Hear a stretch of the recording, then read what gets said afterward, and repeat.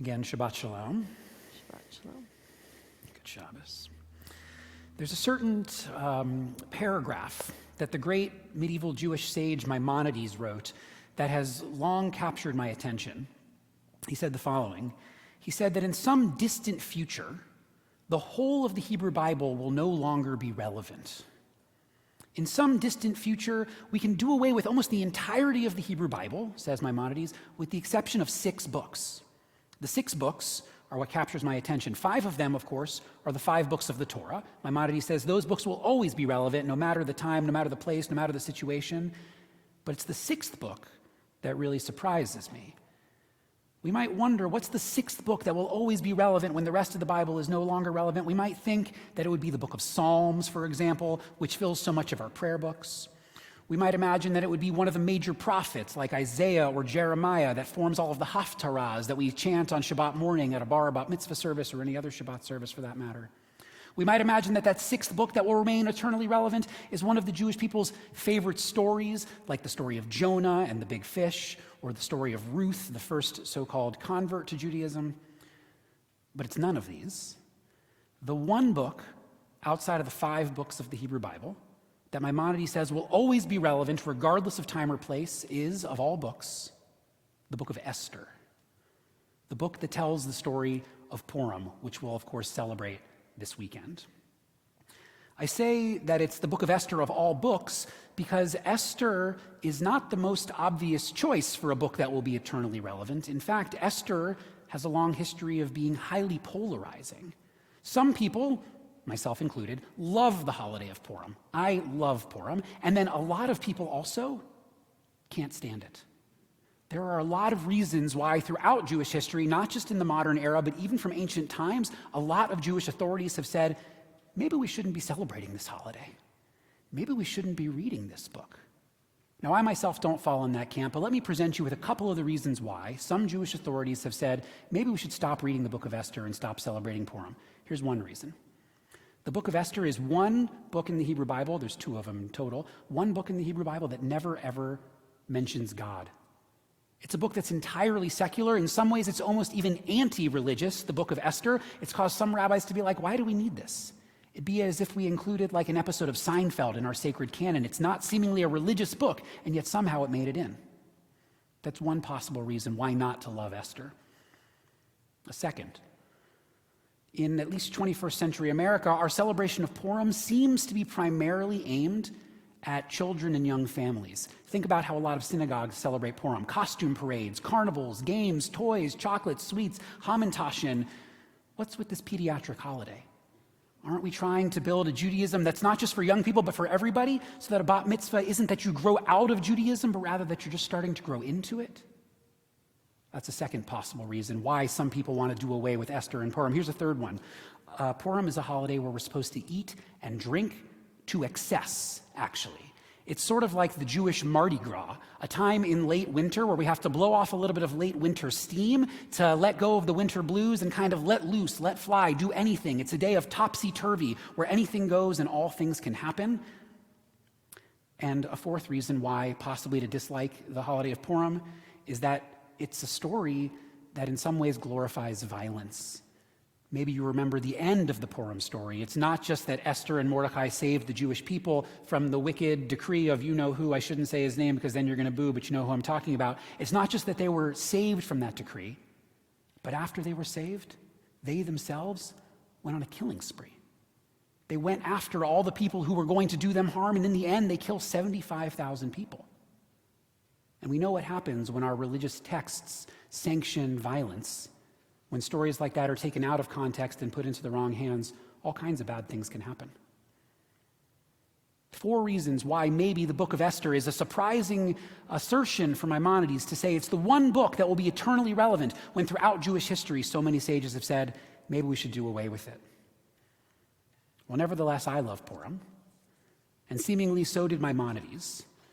And tonight, I want to explore what are 3 possible interpretations of this strange teaching of Maimonides. 3 possible reasons why Purim, the book of Esther of all books of the Bible, is one that will always be relevant no matter the time, no matter the place. Here's one of those. Perhaps the eternally enduring message of the book of Esther is that Jews throughout our history will always, always, always have to contend with the possibility of the threat of anti-Semitism. Even in our golden ages in our promised lands, we'll have to contend with the threat of anti-Semitism. Think about the Purim story, for example.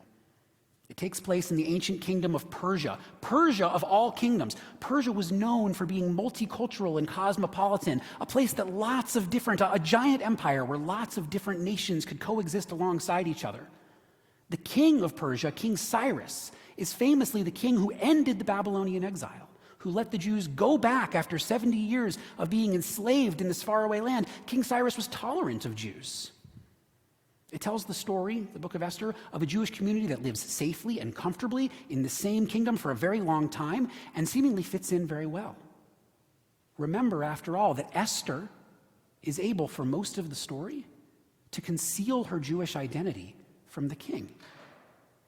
It means that she fit in to such a degree that no one noticed from the outside until she revealed it herself that this person is a Jew. Highly assimilated, highly comfortable, highly safe, and long-standing Jewish community, a golden age, we might say. And even there, even for that Jewish community of Persia, bad things can happen. All it takes is one wicked person with a wicked plot to come forward and get the ear of the king and say, you know what, there's a fifth column out there, these Jews. They do something differently than the rest of us. They're different. They're going to rip apart the fabric of the society. And the king says, you know what, I think you're right.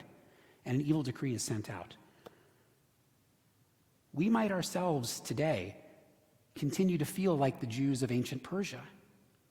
The American Jewish experience has certainly been a promised land, a golden era, a place where we've been settled for a long time, where many of us can pass in the streets, not being recognizably Jewish, feeling like this is our home, having very obvious Americanized names, like the Jews of Persia, like Esther. And still, we see that maybe the safety that we felt here for so long was a little bit of an illusion. I remember at a dinner in 2014, I was there with a rabbi mentor of mine, a fellow named Danny Zemmel, and he asked the folks around the table, do you think that anti-Semitism is still an important topic of conversation in Jewish life? He asked this in 2014 of a group of rabbis. And around the table, the consensus was, not really. When we think about anti-Semitism in 2014, what we mostly think about is the legacy of the Holocaust. How much the world has changed since then. Today, anti-Semitism is on the front page of every single Jewish newspaper, and not just Jewish newspaper, the wider press as well. Think about how much has happened just in the past 7 or so years. The Unite the Right rally in Charlottesville. Jews will not replace us. You remember that one? The shooting at the Tree of Life Synagogue in Pittsburgh. The shooting at the Chabad of Poway in California. The shooting at the Jersey City Kosher Supermarket. The hostage situation in Colleyville, Texas, a year ago this past January, where a rabbi was held hostage in his own synagogue by a gunman.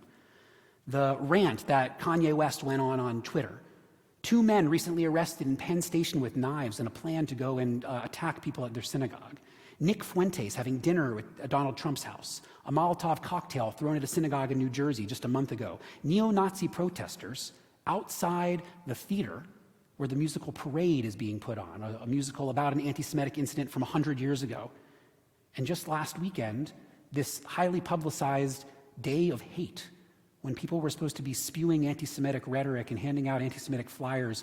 Thankfully, there was no violence, but a planned day of hate against Jewish people. How much the world's changed since that dinner in 2014 that I described earlier. Some commentators are saying that right now may be the most anxious time in American Jewish history. There, of course, have been other periods where American Jews have suffered and worried too. In our early immigrant years, we had trouble finding our way in. In the interwar period, we had trouble making our ways into universities and professions because of quotas. But we didn't quite worry for our own safety. Of course, during the Holocaust, we worried about our cousins in Europe. At the Six-Day War, we worried about our cousins in Israel. In the end of the Soviet era, we worried about the refuseniks in Soviet Russia. But there were always worries for the safety of Jews elsewhere. Today, we worry about our own safety, right in our own synagogues, our own JCCs, our own Jewish communities, sort of uniquely so in our history. For many people, especially people my age, we feel that this sudden rise of anti-Semitism feels like it's out of place, like it's out of character, but a lot of commentators point out that the thing that's actually out of character is not the rise in anti-Semitism, but rather is the 50 years that preceded this period of 2 generations of relative calm, of relative stability, a golden age, a promised land, where Jews were able to rise in all the professions and all the fields. That's the anomaly. What we're experiencing now is much more in keeping with a lot of Jewish history. Maybe you know the old Yiddish saying, which I'm sure I'm going to butcher a little bit, Schwer zu sein a Yid. It's hard to be a Jew. The book of Esther certainly teaches that, and our own contemporary Jewish experience seems to reflect it as well. So that's one possible reason why Maimonides might have said that the book of Esther will be eternally relevant. Let's consider a second possible reason. As we've already mentioned, the book of Esther ends in violence, in this killing spree, where the Jews don't just go after the people who had initially attacked them, not just after the villain whose name I'm not going to say, not just after his 10 sons, but after after perpetrators all over Persia, and eventually kill 75,000. It's a brutal and gruesome attack that they make against innocent citizens who seemingly weren't going to harm them, but nevertheless they go out of their way to create this massacre. Now, literary critics have a lot of ways of making sense of this bloody end to the book of Esther. The one that I like the best is that we should treat this as literature and think of it as a revenge fantasy. Instead of acting out our aggression, we write our regression at our enemies into a story where it's safe to do so. Picture a Quentin Tarantino movie, like Inglourious Basterds or Django Unchained, where we take great joy in the burlesque, and it is burlesque, of seeing a formerly oppressed people overtake their oppressors and take out their vengeance against them. As a certain literary critic named Eric Bentley puts it, in a story like this, in a revenge fantasy, we're permitted our outrage, but spared the consequences of our outrage. I think that's a pretty smart way, actually, to think about the violence at the end of the book of Esther, but of course it's not the only way. Another important thing to note, which we've already alluded to, is what happens when violence is sanctioned in the name of religion, the terrible things that can happen. Maybe you know from history the story of Baruch Goldstein, the Jewish terrorist, who went into the town of Hebron in the West Bank in the 90s, 94, 95, something like that, and on Purim, not incidental, on Purim, went into a mosque with a gun and killed 25 Muslim worshipers in prayer. On Purim. But we need not look back to the mid-90s in order to see the consequences of violence married to religion. We need only look to this week's newspaper. Maybe you saw the devastating week of headlines out of a small town also in the West Bank called Huwara. It started on Sunday afternoon when 2 innocent Israeli brothers, young brothers, were driving from their home through the town of Huwara to a certain place that they were trying to get. And as they were driving through the town of Huwara, their car was stopped by assailants, and these 2 innocent brothers were shot dead. Shot dead. And in retaliation for their murder, settlers from all over the West Bank descended on Huwara that night, on Sunday night, burned dozens of homes, burned dozens of cars, injured dozens of innocent Palestinians, and left 1 person dead. Some Jewish commentators have called the nighttime rampage in Huwara of Sunday night, trigger warning, this is a loaded phrase, have called it a Jewish pogrom. A Jewish pogrom.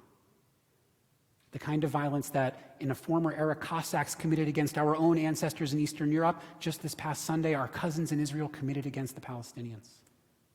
A terrible scene which, thank goodness, both the Prime Minister, Benjamin Netanyahu, and the President, Isaac Herzog of Israel, have swiftly condemned these violent rioters in the streets of Huwara, but that nevertheless, not a single arrest has been made.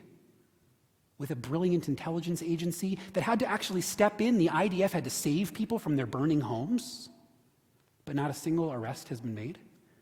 And that certain members, not just of the Knesset, but of the cabinet, liked a tweet that said we should wipe Huwara off the face of the earth. A certain cabinet member liked a tweet that said we should wipe Huwara off the face of the earth. kind of reminds us of the Purim story, the violence that's enacted at the end. Perhaps the message of Purim is not the enduring nature of anti-Semitism, even in our golden ages in our promised land. Perhaps it's something different. Perhaps the message is a warning about what potentially can happen when a formerly powerless people suddenly finds itself with power. A warning not to abuse it. A warning not to act like those who have acted negatively towards us in the past. A second possible reason why Maimonides may have said that Purim will be eternally relevant. A third and final explanation. There's a great article by my professor, Rabbi Dr. Wendy Zierler, where she makes the case that Purim is, on its most important level, a holiday that's all about human action. It's not a story where the Jewish people are in trouble and they wait for God to intervene with a miracle like the sea parting so that the people can walk through. It is rather a story when the Jewish people are in trouble that a person steps forward, Queen Esther, in order to save the day. It's a holiday uniquely among our holidays that isn't commanded from on high by God, unlike Yom Kippur, which were commanded from the Torah, unlike Shabbat, which were commanded from the Torah. Rather, the book of Esther tells us that Purim was invented by Mordechai and by Esther. The book of Esther says this itself, that Mordechai and Esther are the ones who came up with this holiday. They themselves took the initiative to make this new holiday for the Jewish people, a book of human actions, a book that celebrates what humans can do when we bind together and try to do the right thing for our world and for our community. Perhaps this is the lesson that we need to hold on to, especially in our era of anti-Semitism and also of abuse of power, is what humans can do when we take our power into our own hands. There was a great article this past Saturday I think it was in the Jewish Telegraphic Agency, an op-ed by Yehuda Kurtzer, where he says, so far, the Jewish community has been relying on all the wrong strategies to combat anti-Semitism in our world. Here are the strategies we mostly rely on, says Kurtzer. First of all, we make anti-Semitism into a partisan issue, trying to score points for our side and make demerits for the other side. Oh, it's worse on the left, it's worse on the right. Making anti-Semitism into a partisan issue, no one wins. And in fact, the Jewish community loses. A second bad strategy, says Yehuda Kurtzer, is obsessing over the minute details of defining what is and what isn't an anti-Semitic act, and where do we draw the line, and that person's in bounds, and that person's out of bounds, and canceling people who fell just outside the boundaries. Not helpful, intellectually stimulating, but ultimately doesn't do anything to stop anti-Semitism, and in fact, may only further empower and give more spotlight to people who are using their platform for anti-Semitic ends. A third bad solution, says Yehuda Kurtzer, for fighting anti-Semitism, although it's important that we continue to invest in security infrastructures to protect our synagogues, our JCCs, our day schools, our camps, it's important, it's only a Band-Aid. It doesn't actually address the problem at its root. It addresses the problem when it reaches the front door, but we need to address the problem deeper down.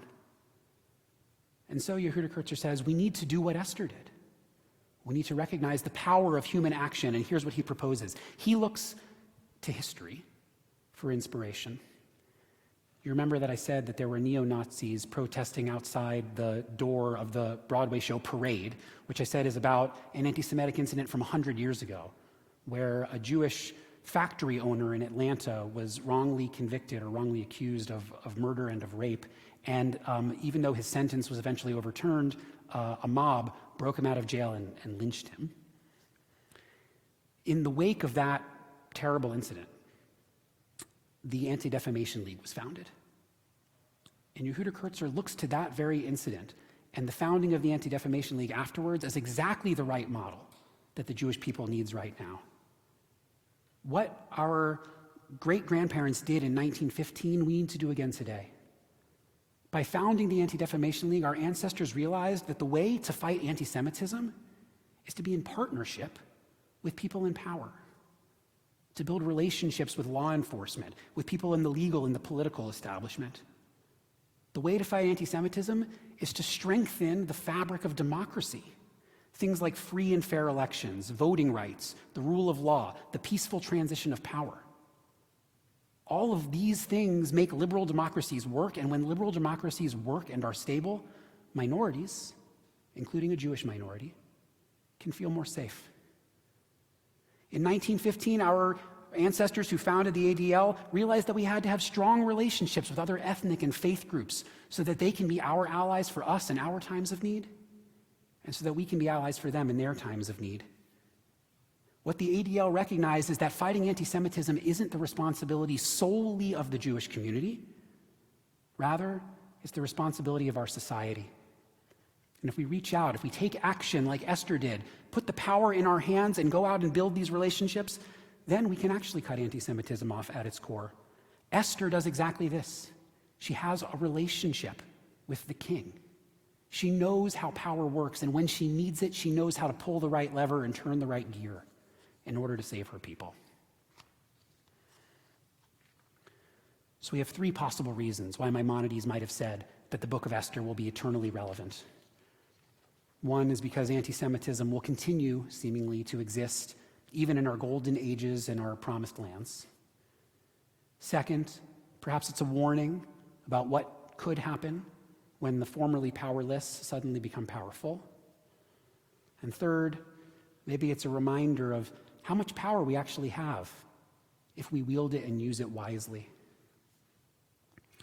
At the end of the book of Esther, there are two letters that Mordecai and then that Esther write and send out to the Jewish people. They write these letters, each of them saying, here's the story of what happened here in Shushan. And as a result, here's the holiday that we're inventing. Here's the holiday that we're legislating, and here's how you're going to celebrate it. Here's what you should do. Each of them writes a letter. One gets sent out, and then like a week later, the second one gets sent out. And commentators have asked, why two letters? Wouldn't one letter have been enough? Why the second letter seems like it was entirely redundant? What's up with the second seemingly redundant letter?